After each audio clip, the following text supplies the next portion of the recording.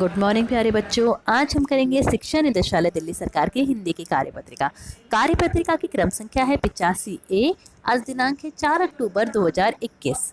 नमस्ते प्यारे बच्चों, आशा करते कि आप सभी स्वस्थ और खुश होंगे। प्यारे बच्चों, आपने पाठ स्वतंत्रता की ओर को अच्छे से पढ़ा होगा।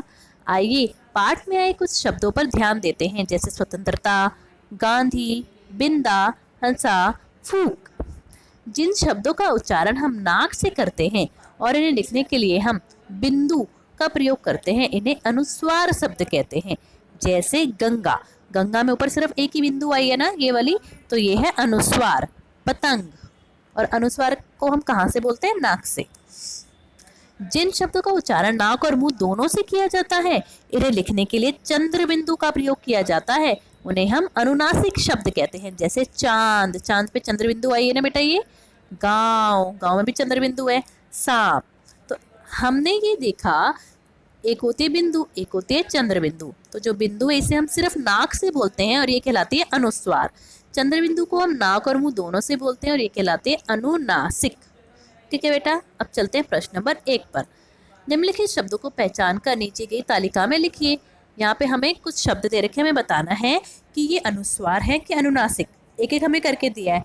गंगा अनुस्वार है, कहाँ? अनुनासिक। झंडा, झंडा क्या है? बिल्कुल सही, झंडा है अनुस्वार, तो ये अनुस्वार में आएगा। पसंद अनुस्वार में आएगा। धुआं अनुनासिक। माँ अनुनासिक। स्वतंत्रता, स्वतंत्रता है हमारी अनुस्वार, क्योंकि इसमें सिर्फ एक ही बिंदु आ रही है। गांधी, गांधी में चंद्र बिंदु आ रही, तो ये है अनुनासिक। गांव, गांव भी है अनुनासिक।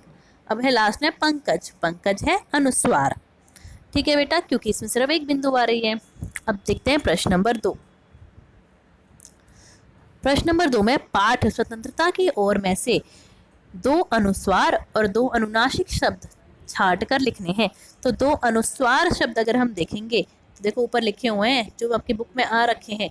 स्वतंत्रता अनुस्वार हो गया, बिंदा भी अनुस्वार हो गया। तो इन दोनों को हम यहाँ लिख देंगे। पहले में लिख देंगे हम स्वतंत्रता,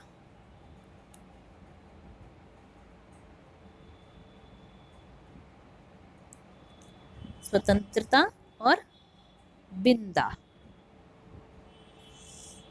ठीक है, और अनुनासिक में लिख देंगे हम गांधी जी,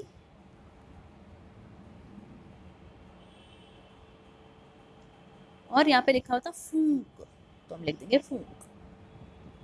ठीक है बेटा, अब आते हैं प्रश्न नंबर 3 पर। प्रश्न नंबर 3 में नीचे लिखे शब्दों में हमें अनुस्वार और अनुनासिक लगाना है और सही शब्द मतलब सही जगह पे लगा के लिखना है।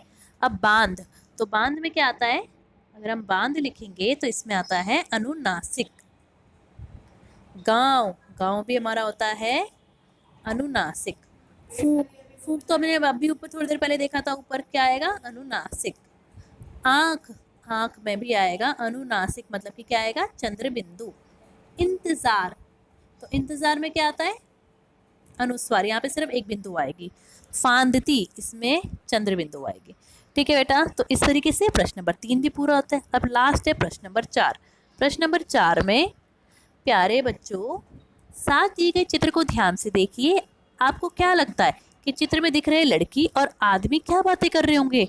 अनुमान लगाकर उनकी संवाद बातचीत को जोर जोर से बोलिए और अपनी कॉपी में भी लिखिए। तो लड़की क्या बोल रही होगी? लड़की बोल रही होगी चोर आ गया, या फिर अरे अरे चोर आ गया। कौन आ गया? चोर। और ये आदमी क्या कह रहा होगा?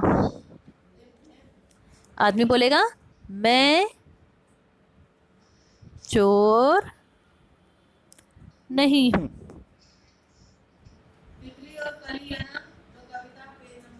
मुझे जाने दो।